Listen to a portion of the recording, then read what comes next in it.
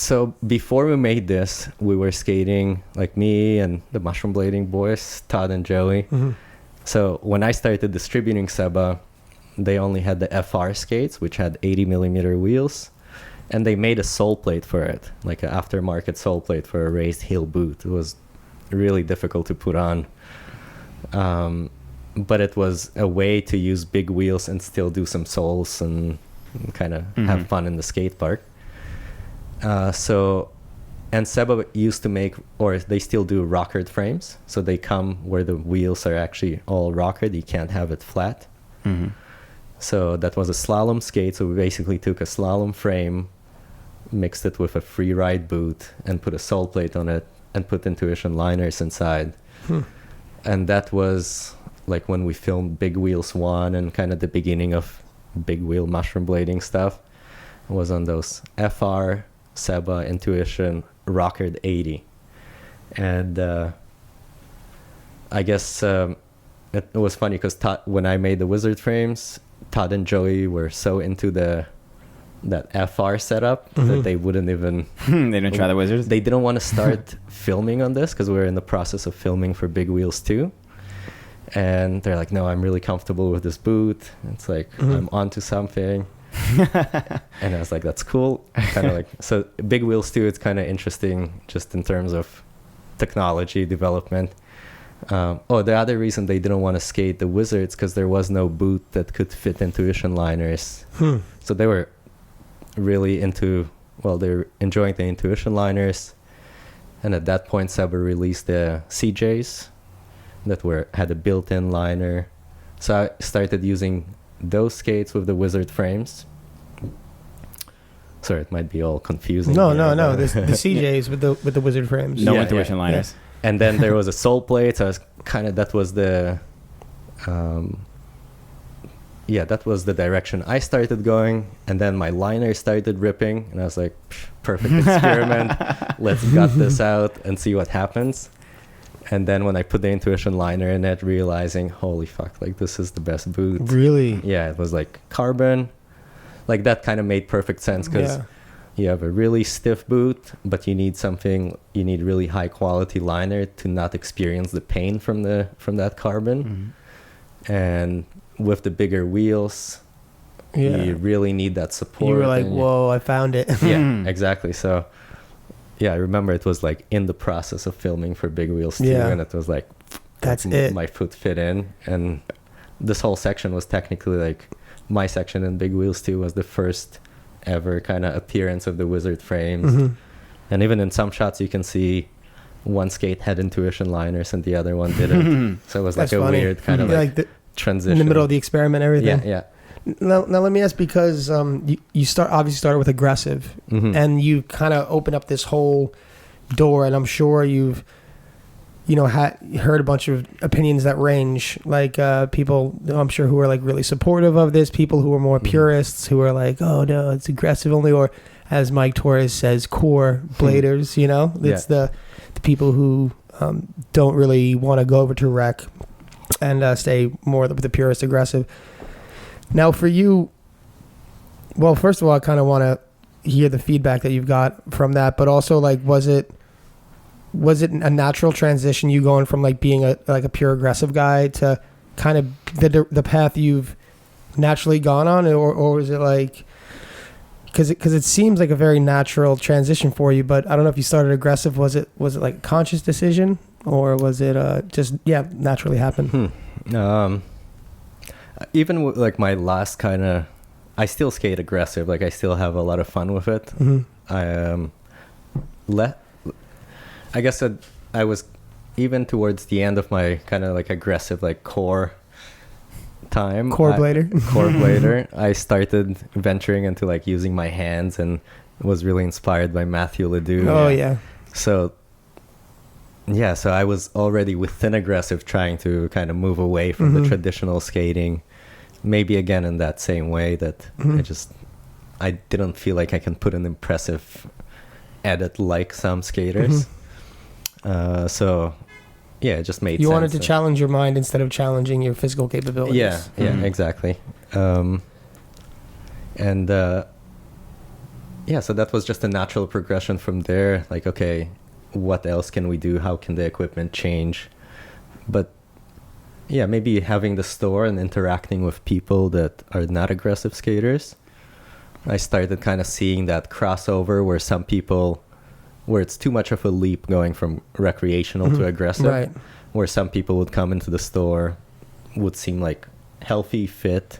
I'm like, yeah, and they would say, I want to go and do some jumps and not fully aggressive. So I felt like there's this happy medium of Right. people that are, Aggressive could probably be intimidating looking from the Yeah, of outside, course. you know. yeah, and we're not very welcoming also, like even though we say we are, Right. it's Yeah. just like, yeah, it's tough. Like to be a beginner skater, to get to a point in aggressive where you can kind of be respected by an OG. Yeah. It's impossible. Yeah, huh? Like I can't. We make it tough. Yeah, yeah. We're so good, and like the tricks are so complex now, and it's not just doing the trick. There's so much to it. Yeah. and- Do we come off as elitists, do you think, to other people? Other like recreational skaters? Have you heard people say that? Maybe. Maybe not. Like, But we're I just think- not welcoming. I think the personalities are great. Mhm. Like we're all because we have such small numbers, so we're always Yeah, welcome. yeah. Come and join us and come Mhm. skate aggressive. But for people to even like drop into a ramp is such a It's huge. huge challenge. So and then as aggressive skaters, we would tell them, "Oh yeah, get a pair of USDs or get this or that." Where with those skates, they wouldn't have any fun. The skates became so specialized. So maybe when we got into skating, everyone gets Lightning TRS Mhm. or the Tarmac Cs or whatever. Yeah. And you can still have a pretty enjoyable experience skating around, but you have those cool skates that can also do those fun, Yeah. fun Yeah. tricks. But as skating became kind of went in all those different directions, speed skates became huge wheels, low cuffs. Aggressive skates became the smallest wheels, freestyle frames and things like that. So Mhm. it made it way more difficult to experience kind of A good skate. Yeah, the Exactly. basic. So yeah. you think wizard frames could bridge the gap between rec blading and aggressive skating? If it's not doing it at the moment, that's my goal. It's to Okay. have that happy I never looked at medium. it that way. That's it seems like it's really important to our industry to have something like that. I think so. It's because people coming in, there's so many skates they can choose. So that if your friend is speed skating and doing marathons, he'll put you onto the skate that will be good for marathons, but then you would feel like you can break your ankle when you go Yeah. on the streets. Or so I'm just trying to create that average consumer and figure out the average product that would work for them. But you could also. But it's so the wizards are weird because they're not specialized for anything. Mhm. So if you want to do hockey, a hockey skate would do a better job. If you want to do speed, a speed skate would do a better job. It's this kind of the most non-specialized product that can give you just bit of enough of everything. everything. Yeah. It's a good way That's to look really at good it. idea. And I recently saw, you were talking about Big Wheels 2 before. I Mhm. recently saw your Big Wheels 2 section for the first time. And I feel like I can say that's one of my favorite, I don't know if you've ever seen it. It's one of my favorite sections ever in skating. Oh. And and it's like, how would you even describe, like you could tell how your skating is kind of a perfect gap between aggressive skating and like rec blading and kind of like, I don't know, freestyle blading, if you want to call it something like that. Like how would you even explain that style of skating to somebody?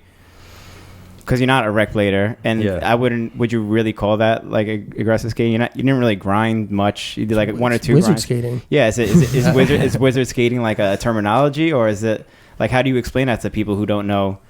It's really tough because well, in the Big Wheels too, it was more aggressive, and I think over time I constantly struggling with, okay, the frames are not designed for this. Mhm. The frames are actually designed for the average Joe. So what do? Just make kind of boring skate edits of someone cruising along the water. Mhm. So, but Mike has been kind of like a huge help, or like the people around me slowly guiding me into finding how to promote this product. But it's constantly going from aggressive and departing from aggressive into this Yeah. less categorized.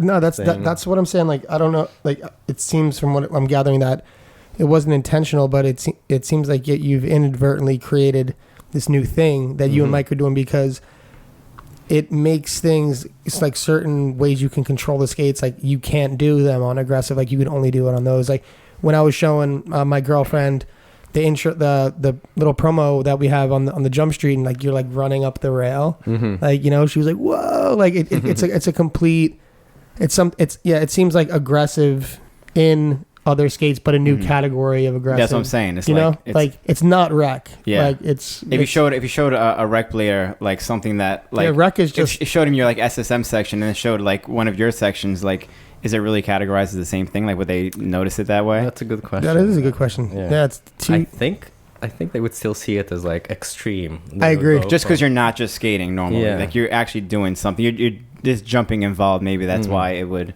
do that. But it's kind of like, I wouldn't even call it like a subcategory of what we do. It's just its own thing, kind of, right?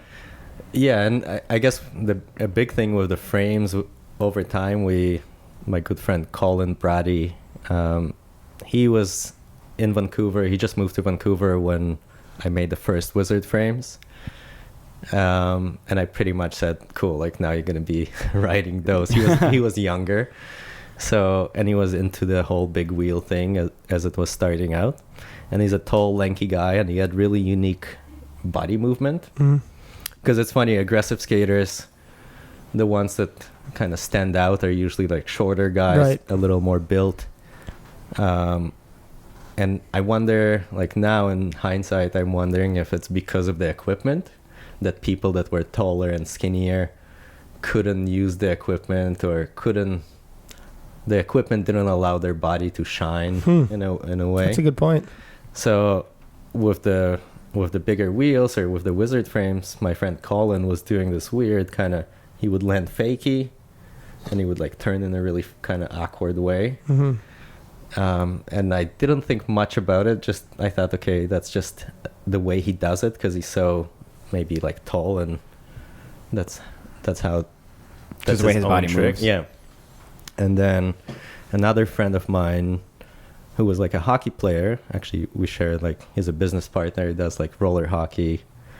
His name is Sean, but he was saying, I think this is cool, because he was starting to see, kind of seeing it from the side, and seeing like all my aggressive friends and recreational friends, and seeing Colin, and kind of noticing like, this is really cool, like what he's doing on flat ground. And that slowly kind of developed into, all right, how can I do this trick? Like, how can I copy you?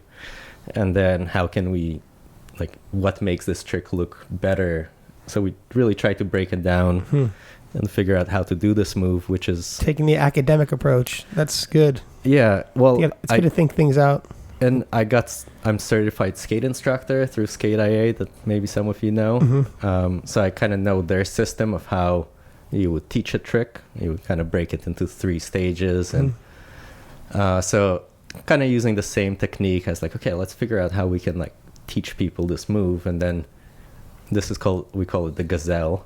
That's like similar to what figure skaters would call a 3-turn. So you kind of go and you draw the number 3. But we called it the gazelle. And this slowly kind of opened up this. Since this is a pre-recorded episode, hopefully we can get a clip of the gazelle in the show. That'd be cool. How to gazelle. Yes. There are videos out there. I think Taurus told me one time how to gazelle. But yeah, this kind of opened up this, let's say once you discover a soul, you realize, well, aggressive skating had a huge impact on me, obviously. So knowing, okay, how, like what works in aggressive, how are tricks named, and how did tricks evolve over time, realizing, okay, if you have a soul, you're definitely going to have an alley-oop soul. And if you have a soul, you're going to have a switch soul. So we realized, well, if there's a gazelle, how do you do the forward gazelle? Like, how do you use the same principles and find that? So that kind of slowly evolved into like a bunch of different moves that we can name, and creating a language, which is kind of weird, but it's been kind of building up over time. Wow, it's really cool. So there's a whole, like over time, me and Colin actually did like a little bit of traveling and teaching people and doing little workshops teaching people how to gazelle and the different techniques. So yeah, now there's at least some things that people can learn and follow and figure out how to use their weight distribution and edges. And you guys are creating a new vocabulary and new language for a new thing. Yeah. That's exciting.